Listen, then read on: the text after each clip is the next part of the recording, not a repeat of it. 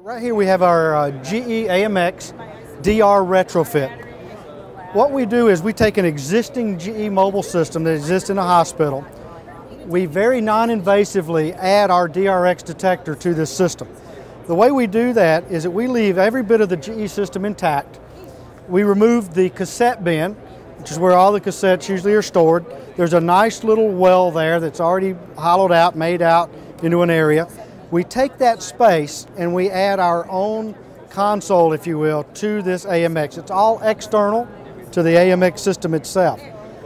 We don't touch any of the GE internal components. So we don't use the GE battery to charge our system. We don't use the GE battery for any of our components.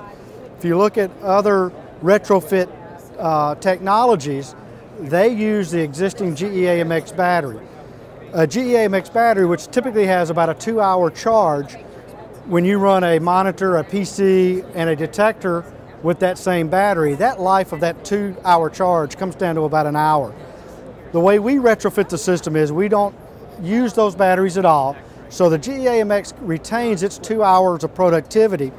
All of our system is powered by its own internal power sources and its charger. So what we add is the internal components. We add the DRX detector itself.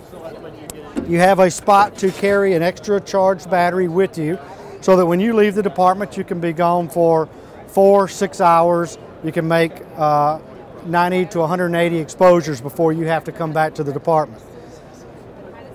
The way that we attach the monitor in the arm, when a mobile ed is used in clinic, you typically take this and you turn the tube head and you have that aimed at the patient. So for a user, they want to be on this side of the mobile to make an exposure. Our monitor rotates around the chamber, around the post, so that you're able to come back and get into the position to make the exposure. Has the same image software processing as all of our other systems, including our DRX retrofit room. I simply make an exposure with the GE AMX. Once that image is acquired on the detector, it's read off and transmitted back to the monitor. Technologists can look at the image, they can accept that image, and they're ready to move on to the next patient. There's also a wireless delivery of that image to PACS. So once the technologist accepts that image, it's wirelessly transmitted to PACS, available for distribution and use in the hospital. So if I need to use the tube on the opposite side,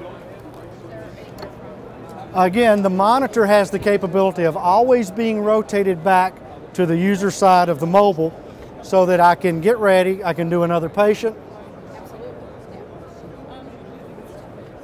and I'm able to position myself properly away from the unit to make the exposure. Again, the image will be processed, it'll be displayed.